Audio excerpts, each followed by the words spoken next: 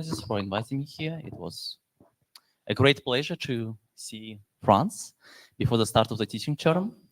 Thank you very much for coming. My name is Dmitry. Ivan gave us a very lovely presentation on tensor trains, on separability property for large high-dimensional functions. And I want to focus in on discussing the tensor cross interpolation algorithm, which is the central topic for this workshop.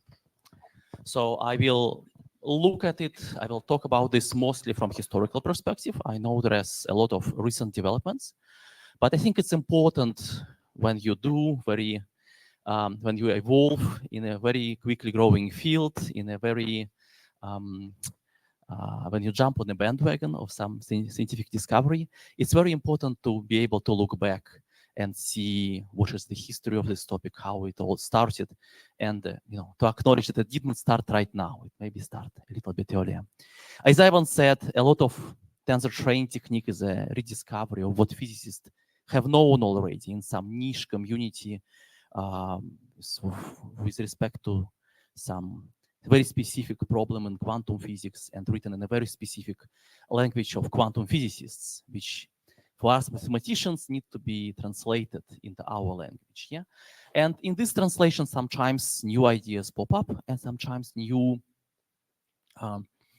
exciting things can be discovered. But sometimes a lot of context can be lost, and a lot of hidden assumptions can be not recognized through this change of language. So me and my collaborators, we looked very carefully on this comparison of different ideas, particularly in relation to our Amon algorithm, which I will not be talking about today. But there are also a lot of interesting situations with tensor cross algorithm, with history and with recent developments. And because it's a topic of this workshop, I want to talk more about this today. So let's see if I can have the clicker working.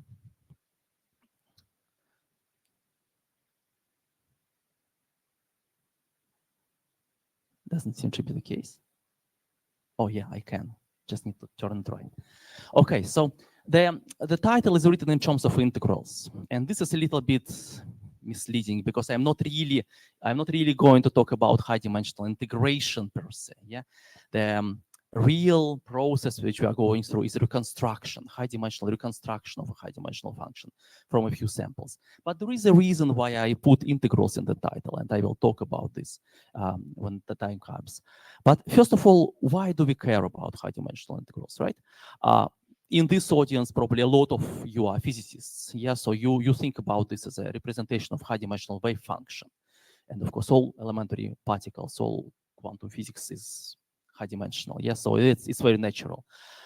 But it's not just this. Yeah, there are a lot of wonderful topics in mathematics which also deal with high-dimensionality.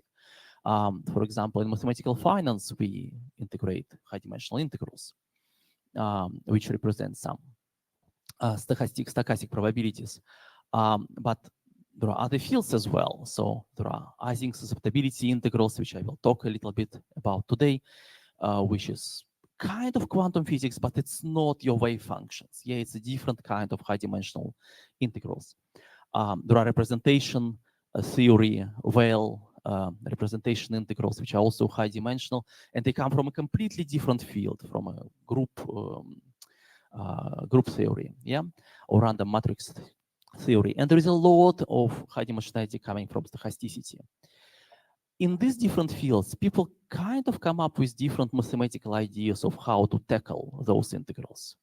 Some of them just see those integrals as purely mathematical construct. They exist on paper.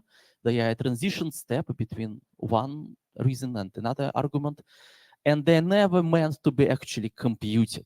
Yeah, I don't know if I ever saw a paper which actually attempts to compute a Weyl integral, for example.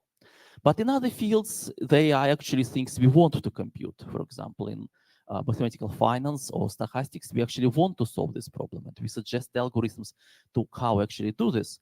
But the algorithms that people call successful or not depend on the underlying structure of the functions. And the functions come from the area. And different areas effectively deal with different functions. Functions that a mathematical finance researcher will deal with are not the same as functions that someone in quantum physics deals with. A lot of properties can be very different, like smoothness or regularity, as they call it in stochastic world, or the high frequency, for example, functions that can occur in quantum physics. They are kind of functions from a different world. As mathematicians, we want to write down, ideally, a unified language to deal with all these functions, get rid of hidden assumptions, and actually talk about purely mathematical formulations. But we also want things to be computable. We want things to be practical.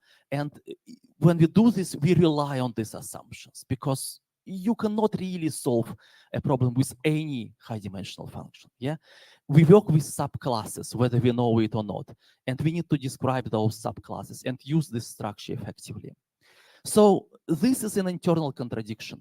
Yeah, so when we work with tensor cross, it's an attempt to solve an internal contradiction of this field. Yeah, we need to use the structure which we cannot fully rigorously describe, and if we start describing it fully rigorously, we lost the generality which we want to preserve. Yeah, and this is hard to deal with.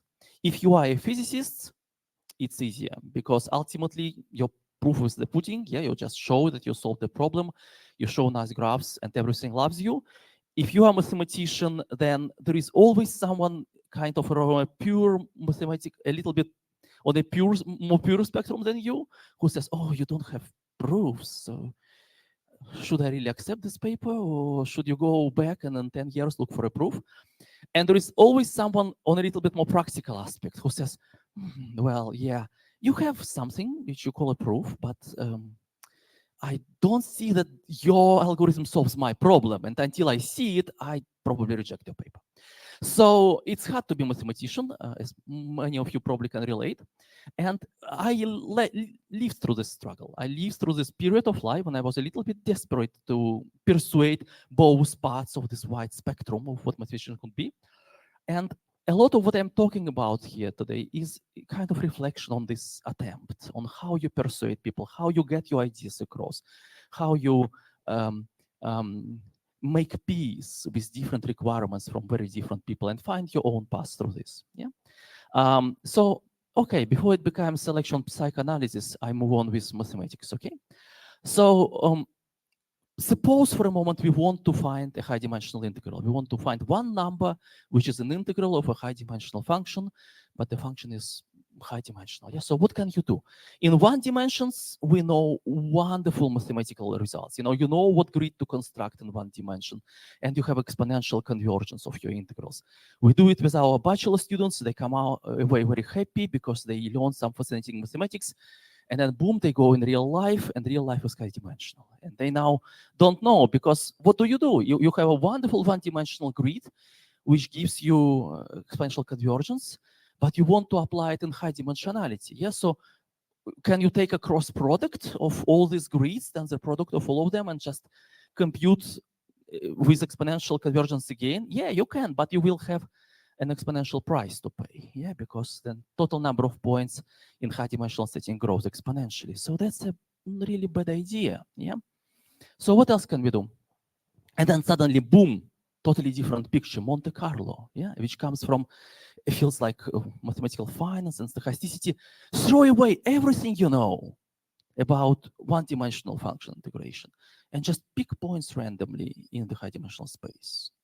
And then suddenly, you have slow, but in a way reliable convergence, yeah, which relies on the regularity of your function, but you normally have 1 over square root n of your number of samples. And there is a lot of anxiety. It's because psychoanalysis, but there is a lot of anxiety here, and there is a lot of reassurance here. So a lot of people move from the fear towards reassurance.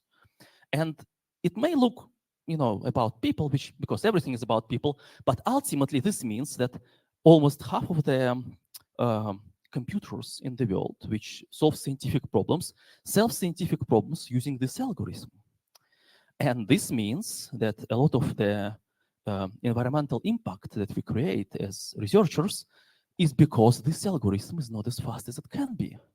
And if we address it, then we make some good for the planet, for our future, for our kids, and yeah. So I think it's worthwhile to think about this. And before you run any algorithm that includes Monte Carlo, because with Monte Carlo, you will have your results like in 1 month and can publish, and we all are very excited to publish much, yeah, because publish or perish, right? So before you run it, maybe consider using better algorithms. It will take you longer, you will publish less, but ultimately collectively will make more good for the planet. Yeah, so that's what I saw. And of course, if you ask yourself a question, someone comes up with an answer. They say, okay, there's a quasi Monte Carlo, which is a kind of a regular grid, but if you look from the wrong direction, it looks almost like random, and why not? It's a faster convergence. To be honest, it's still slow, but it's faster convergence. So you can have some internal peace with yourself by saying, okay, I'm at least not as bad as those guys. Yes, so I'm doing less harm. But honestly, it's still bad. Yeah, it's 1 over n in the best case. And sometimes for some specific problems, you can maybe pierce it a little bit to 1 over n square if you are very, very lucky. But it's not the type of convergence which you could have had here if you forgot about the cost. Yeah? So what can we do? The idea is that we want to use this grid, but not all this grid. We want to use some fibers from this grid and reconstruct the function from these fibers and then integrate the reconstructed function. Yeah, and this is tensor cross interpolation in the essence. Yeah, so we want to have exponential convergence, and we want to have linear price with respect to number of dimensions. And if we can achieve this, then it's really the best of both worlds, and we can forget about randomness because functions have structure, and we want to use this structure. And randomness relies on also on a structure, but on regularity, just on the smoothness. But structure of the functions is much more than just smoothness. And if we allow function to define its structure for its own approximation, this is really a great idea. Yeah. So that's why this technique is very promising, and I encourage you all to develop it as much as possible because we really make a lot of good by getting rid of this approach and moving towards more function-oriented approach. Okay, so I don't have to remind you what singular value decomposition is. It's a way of saying how low rank the data array is. You can talk about matrix or something higher dimensional. It's important that we can talk about this as a separation of variables an idea, separation of variable ansatz. Yeah. So you have your 2-dimensional function. There is 1 and 2nd variable here. And after you decompose, you have the factors u, which only encode your behavior with respect to the 1st dimension, and the factors v, which encode your behavior with respect to the 2nd dimension. So they are fibers I'm talking about. Yeah, 1-dimensional bits of structural information. And there is some core which tells which of them are more important and which of them are less important. This is the conceptualization of our separation, which is computable, but we never compute it because it's very expensive. Yeah. So the tensor cross interpolation replaces a computational aspect of this, keeping the conceptualization in. Yeah. So we still talk about the same concepts, 1-dimensional information, but we compute this differently. Yeah, for the sake of the costs. So this is very classical and very known for probably all computational mathematicians. But the tensor cross is not very known, so we need to make sure people know more about this. Okay, so if we replace the computational facility here, first of all, we look at the formula which we want to compute. Yeah, so this is the formula. If we pick these rows and columns from the matrix itself, then we can approximate using this cross interpolation I will use rather than approximation if we use this formula. Yes, so we have columns, rows, and the central submatrix inverted. Yeah. So a couple of things about this. This is interpolation. So the result which you compute here matches the computed part of your matrix exactly. And this is a very important property for me because it allows you to write better algorithms and ultimately prove something about these decompositions. You compute this number of points in your tensor, linear in dimension, linear in rank, linear in mode size, and you define this number of parameters, which is the same as you need for SVD. So there is one-to-one match here. It's in a, like a well-defined linear algebraic problem. Very, very good for students too. And there is some history in development of this. It goes back to Gauss-Seidel elimination, of course, but in the context of the question, how we find these columns and rows and how we use it, and the idea that you can do it without having the whole matrix. Yeah, you can actually start computing columns and rows before you have the full matrix, and you never need the full matrix. This, I think, was discovered in linear algebra community much later, and we used it in this context much later. So it goes back to the group where Eugene was a academic leader, and Eugene Tertyshnikov was also my PhD supervisor. So a lot of ideas I borrowed from his supervision. Okay, so a quick example of how it works. So we have a very simple 5-to-5 matrix, just so we can look at it. If we pick 2 first columns and do this decomposition, the decomposition is exact in the position of 2 first columns. The largest error is 8 to power 10 power minus 3. But if we pick the last 2 columns, the decomposition is exact on the last 2 columns, and the error is 8 to 10 minus 2. So even a small 5-to-5 problem with a very good matrix yields quite different results depending on where you pick your crosses. So it's very important to pick a good cross. If your matrix is larger, the difference between a good and bad can be much more dramatic. And you don't want to pick bad because the error will destroy the quality of your approximation ultimately. Yeah. So what is good? Honestly, we don't know. Yeah, but we know what is good enough. Yeah, so if we choose this cross so that we have a maximum volume submatrix here, volume is basically determinant. So if your determinant of all possible submatrices is largest in modulus, this is a good submatrix. And by good, we mean that there are estimates like this.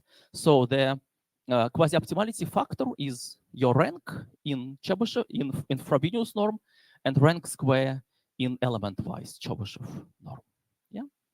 So it's also a result of Gorinov and Tertyshnikov, written before I actually joined the group, but it was very exciting back then. Yeah. So they were excited by this result, and we of course shared in this result, and we of course were also encouraged to find something, some continuation of this story, which we ultimately also attempted to do.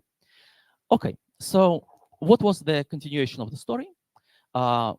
Just a quick demonstration how a best cross approximation works here. So the maximum volume one, if you pick it here, the error is now 3 to minus 3. So it's better than your first 2. Yeah, but finding this cross is a nuisance, as we all know, because it's a non-polynomial complex problem. Yeah, so you don't want to search through all possible combinations. This will be an exponential complexity. So what you do in practice is you do it iteratively, like a Gaussian elimination way. Yeah, you find the largest element if you can, or an element which is large enough.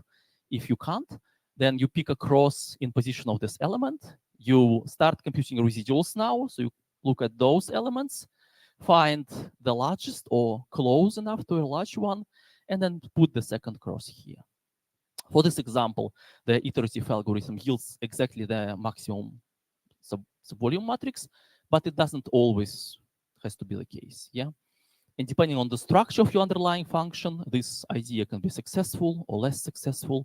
And there is a lot of questions about parameterization and how many random searches you allow and how exactly you look through the crosses. So it's not so simple, but this is the crux of the idea. Okay. So again, I just repeat it. You already have some crosses and rows computed, and you put a new cross where your residual, your error is large enough. Yeah. And how you find it, it's another question, but it's a more technical, we think, question. Okay, so that's a cross-interpolation algorithm. In 2 dimensions, that's a matrix, 2-dimensional case. The real question is tensors, but before we jump to tensors, I just want to show you how it works. Yeah, so we all, like pictures. So that's your matrix. It's just some combination of high-dimensional or of two-dimensional generalized Gaussians. Yeah, so it kind of represents density or probability for something. And you start eliminating. So you put your cross where you have large error and compute approximation of rank 1. So you have some density now moving here, and your error is exact here, where you computed your cross. Find another large element, and now your interpolation has more density and your error has less, and continue eliminating here across this residual. And at the end, you see almost nothing here, so your residual starts to disappear, and your interpolation of rank 6 yields you already a very good accuracy. And it's not just very good on picture. If you compute with SVD, which is the best possible, the optimal interpolation, then you see that cross follows pretty much the same pattern as SVD. So it's only a constant away from SVD quality. But how we prove it? Can we prove it? Is it always the case? Difficult to say at this moment. Yeah. So we working to, all these questions are very valid, very important now, and we are all working on understanding this better. So now I'm going to tell a little bit about tensor cross interpolation. And there are several versions of this. There are a couple of algorithms. Ivan suggested one when he suggested the initial formula for tensor cross. Then me and Ivan suggested another version. And I will talk more about two later versions, which are published in my paper in 2014 and our paper with Sergei Dolgov in 2020. And I will highlight the differences because these are important in developing the efficient code. Yeah.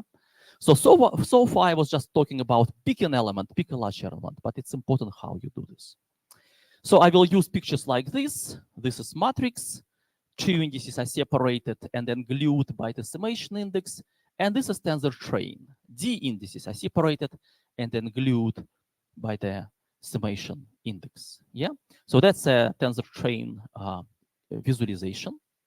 But when we talk about crosses, these glues are not just summation. They're summation over the inverse of this core matrix, the matrix that we pick, the matrix in the middle of the cross. Yeah. So the picture changes a little bit, and we see as a step of tensor cross interpolation that we have Z indices, and we separate them in two groups, like written here. So K indices go to the left, others go to the right, and there is a matrix here, a small rank by rank matrix, which is picked on the intersection of these very long columns and rows. How you choose them, I'm not saying right now, but this is the core, and you invert the core and put it back.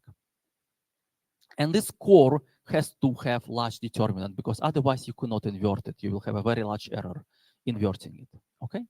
So one step like this is just a matrix step. Yeah, your rows have several indices, your columns have several indices, but it's just a matrix. Yeah, so you have this estimate, or you have a matrix step. Yeah, and if you continue iteratively, yes.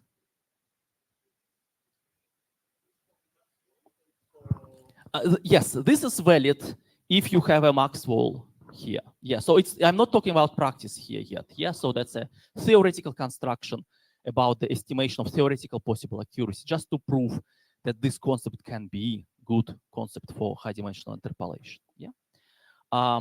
If you continue this iteratively, ultimately you arrive at this formula where you have isolated all one-dimensional modes on the leaves, and you have summation through all possible Maxwells. Yeah. And this is the formula. So this bottom part is what was proposed by Asiledis and Tertishnikov in the City Cross paper. But this was not the construction. Yeah, construction of this was different. Yeah. So this formula can be obtained in different ways, but we always talk about the same formula, but different ways of arriving to the formula, which may mean different algorithms or different theoretical construction for estimation purposes. Yeah.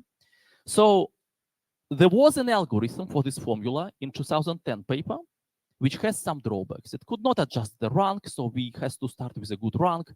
It could only reconstruct the function if we already knew the tensor rank of this function, which is a difficult thing to know if you just look at the formula for the function. We improved the algorithm with Ivan a little bit in 2011 paper. which was published in IEEE proceedings, but only in the sense that we could adjust the rank. Yeah, it was still an iterative construction, and we were not quite happy. We could show some tricks with QTT, one-dimensional function quantized, but it was not. We were not fully satisfied with the algorithm. Asymptotics was already here. Nice properties here. We could show some tricks, but there was no like feeling that we could really apply it to challenging high-dimensional settings. So I continued working on this after that, and in 2014 I proposed a paper with two contributions basically. So one was that it was a theoretical construction again. If you write the theory about these separations, assuming all matrices here are Maxwell, then you can actually prove an estimate like this. And this is a quasi-optimality coefficient. So this shows if you have a best approximation with some low rank, the one you can compute with cross, given good crosses, differs by this constant.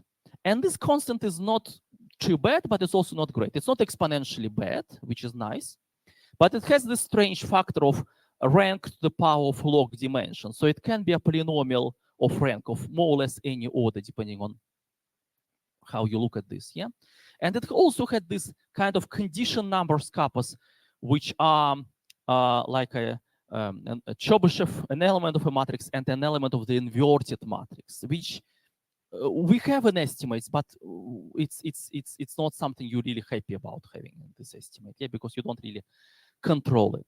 So, but still, it was better than having an exponential estimate. So I published it, and I was very happy about this theoretical result back then. There was also a practical result, which I think was a little bit more important. And the practical result was that if you split it like this in a very non-balanced way, you arrive at a formula, which is the same formula. And if you look at this formula, it has some property of nestedness, as I call it. Yeah, so these indices are now not completely independent. They are nested in each other in a particular way. So if you choose this first index, the second index hinders on elements of the first index set, and the next index uses the elements of the previous index set and just expands them a little bit. So they are all kind of connected. They are nested in each other. They are not independent. And then I realized only if you have this property of nestedness, it's really quite crucial that you have it. Only if you have it, the formula really interpolates. Yeah, we call it cross-tensor interpolation, but cross-tensor interpolation property hinders on nestedness. If you just write this formula without claiming that your indices are nested, then it doesn't interpolate. You can't prove that any element of the original tensor matches any element of your approximation. It's an approximation construct, yeah? But interpolation is important because it allows you to debug algorithms, and ultimately it proves that your construction improves in some sense, in the sense that you have more zeros in the residual. At least maybe you are happier with this one, yeah? So this was an important thing to notice. And we also proposed an algorithm, which we called greedy interpolation algorithm, which works like this. So suppose that we have the sets, and I look at this set in the middle, and I want to increase it. Yeah. So I think about a very large matrix with huge rows and columns, but I restrict it to the matrix which is bound by these indices which I already chose here and here. So this, instead of talking about exponential by exponential large submatrix, I talk about matrix by size NR by NR, mode rank and mode rank here. And this matrix is totally computable. This is very, very much like a DMRG algorithm. Yeah, you compute a super block, a block of 2 dimensions, and you talk about this. I don't even need to compute it as a matrix. I just think, this is the current interpolation for this block, and I want to add one element. How I do this exactly in the way I do for matrices. So this is a greedy algorithm. It can only add columns and rows. It can only grow these elements by rank 1. Can I have 3 more minutes? Okay, thank you very much. Perfect. But it's very practical. It doesn't lose any information that it computed. It's very much rooted in the idea of DMRG structure of optimization, going back and forth and looking at 2-dimensional core at once. And it's very much rooted in the original idea of matrix approximation. So it's kind of very classical if I'm allowed to talk about matrix interpolation as a classics now, 20 years after it was first, 30 years after it was first proposed. Time flies. So we have the same property of matching the entries that we compute with the parameters of the tensor manifold that we compute. So it's very nice construction, except of course, you can still ask a question, this is a heuristic step, how you actually do this. Yeah, and heuristics here can matter. Yeah, so we chose some heuristics, which is based on Rook interpolation with some random pivoting as well. But this is a level of details we already don't quite discuss in the conferences and workshops, yeah? Because this is already some heuristical magic, and different group may have different heuristics in their code, and it may work slightly differently, yeah? But the main ideas are here, and the main ideas is something we really like about this paper. I did some preliminary experiments. I was happy with them, but I understood back at this moment that to compete with quasi-Monte Carlo, which was the main idea, yeah, this code cannot be sequential. It has to be parallel, because quasi-Monte Carlo is a massively parallel algorithm. You can throw it on a large supercomputer. The supercomputer will work completely independently, yeah? So if you show something like this sequential in a group of stochastic audience, for example, they will laugh at you and say, go away until your algorithm scales with the number of processors that we have, yeah? And this was the goal. So, and algorithm looks like very, very sequential thing, yeah? Because this step depends on having those already set. Or does it? And it took me 6 years to ask this question, yeah?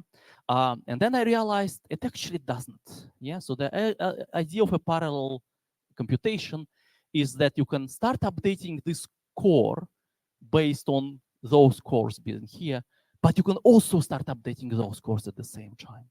And what does it mean is that in a sequential algorithm, you would use this matrix of slightly larger rank, but in a parallel algorithm, you just do your search in a slightly smaller matrix, which may not matter, because next step, you actually will catch up with your neighbors, yeah?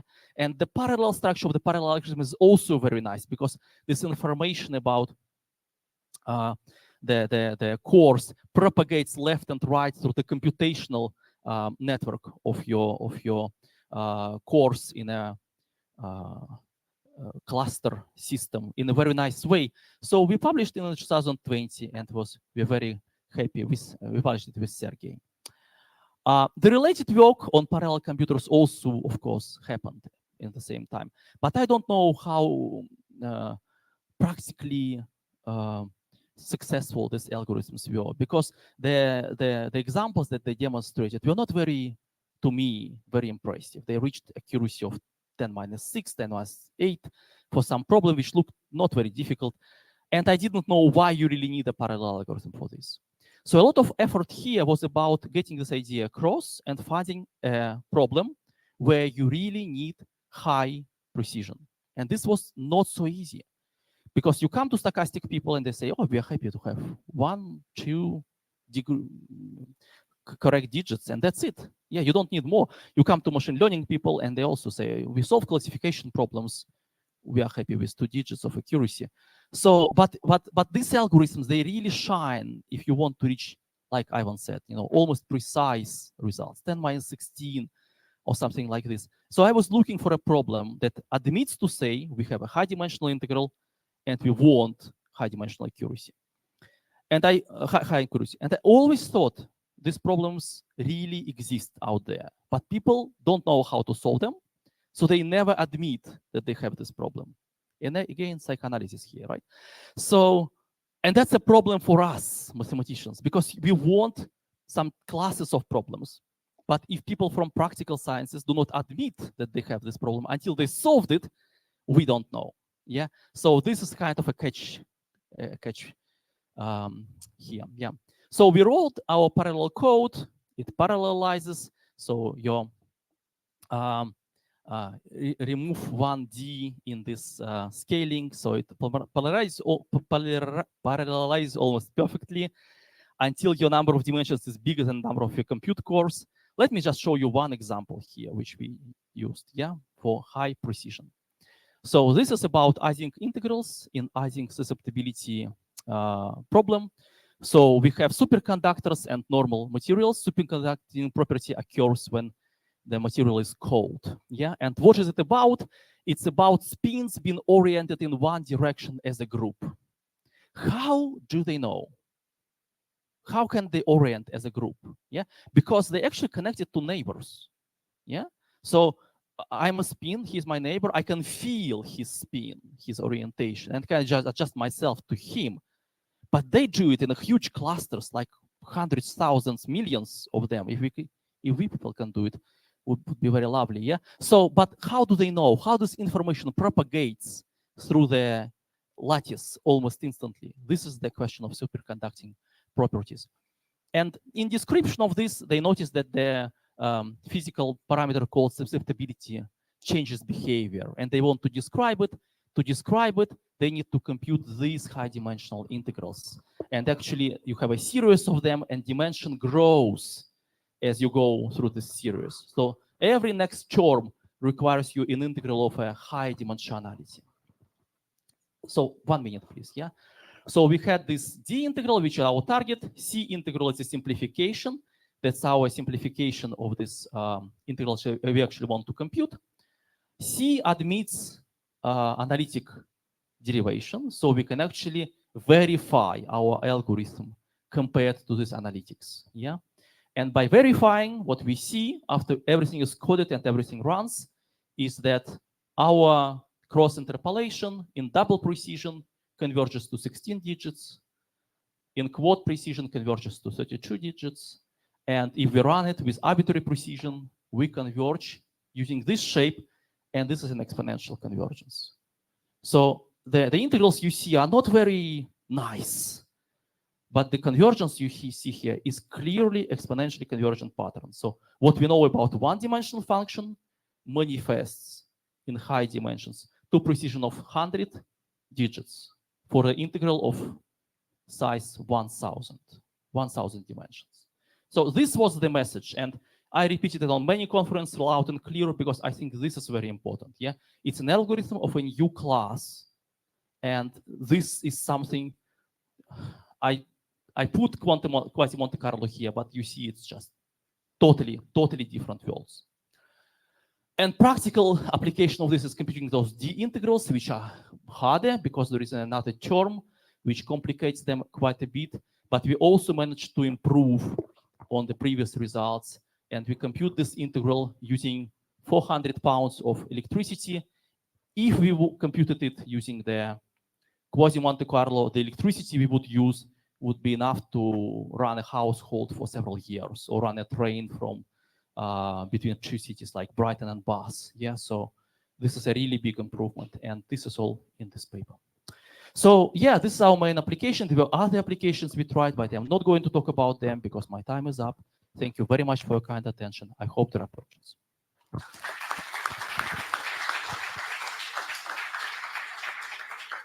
Yeah, thank you very much. I was asked to hand out around the microphone so that online people can also listen. Who would like to start?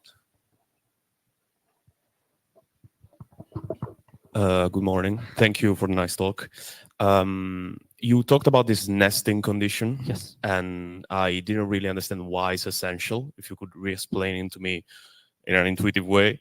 And also, you talked about parallel selection of these pivots. Is it possible that we break the nesting condition doing this?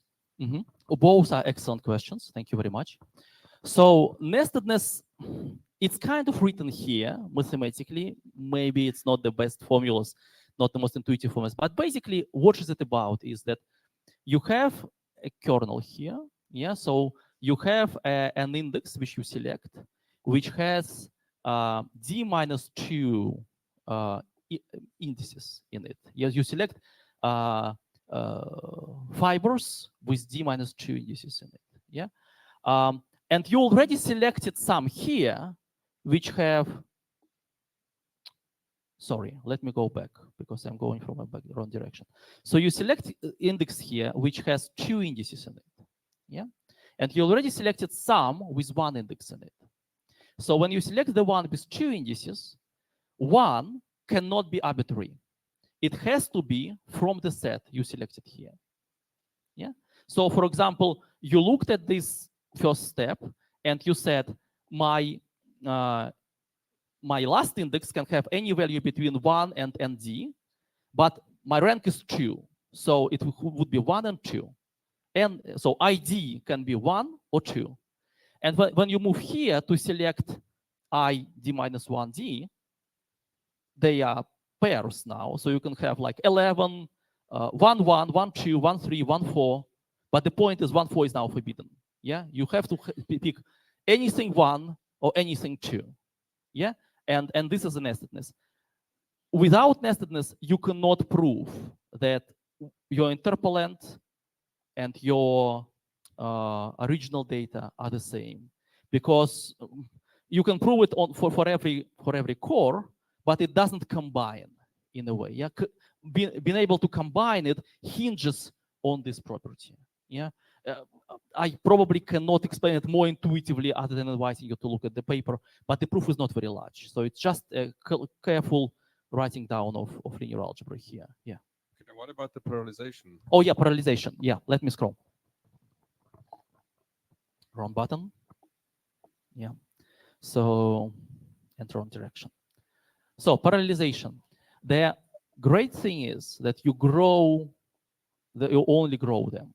So if this was embedded in this, and then you grow this, it's not a problem, because it's still embedded. Yeah. If you pick new element here based on the embeddedness in the old set, yeah, and then this set grows, this is still embedded in the new set. Yeah. So you cannot break the nestedness if you use greedy algorithm. As soon as you start asking yourself, can I throw away something from these sets? This becomes very tricky, because you can ruin the nestedness, and then you ruin the interpolation. Whether or not you really need interpolation, it's a question for you. But for us, it's quite important to be able to track some progress of the algorithm. I have a follow-up question on that. Yeah. You said you don't want to throw away some pivots, but sometimes pivots you chose originally are not optimal, and you would like to throw them away. Would you like to comment on that? I guess there are two ways of looking at it. If you say optimal, with respect to what? With respect to rank, or with respect to price you paid to compute them? Yeah. So, and there are two kind of different problems. Yeah. So if you already paid the price to get some information, and the price is really expensive, then you probably don't want to throw it away. But if you want to compress and have a low rank and then estimate your quality with respect to this rank, yes, throwing things away, compressing things can be a very good idea. Yeah. So it depends on how you define your optimization target. We don't throw away during the computation because we want to maintain those good characteristics of the algorithm. But of course, you can obtain the interpolation and then compress using SVD-based algorithm. It will be optimal. Yeah. So you will obtain some optimality with respect to rank as a post-processing step. Yeah, because many applications subsequently you want to do computations which are scale like the rank to the 4th power or something. Yes, so yes. You would like to have the rank. Yes, yes. Yeah. What I'm saying, you maintain this property during the interpolation algorithm. When it matters, then you can compress and proceed to any other tricks you want to have, like compute Fourier transform of your high-dimensional function. You can compress in between of these two steps. Of course. Other questions? Maybe you mentioned it and I missed, but what kind of approximation theory results do we have for integration using these algorithms, if any? Yeah, it depends whom you talk to. So if you talk to kind people in Newton Institute who are very like representation theory formal guys who define, or you have a function in which space your function lives. Yeah, what properties does it have? And they don't, you don't just say, you know,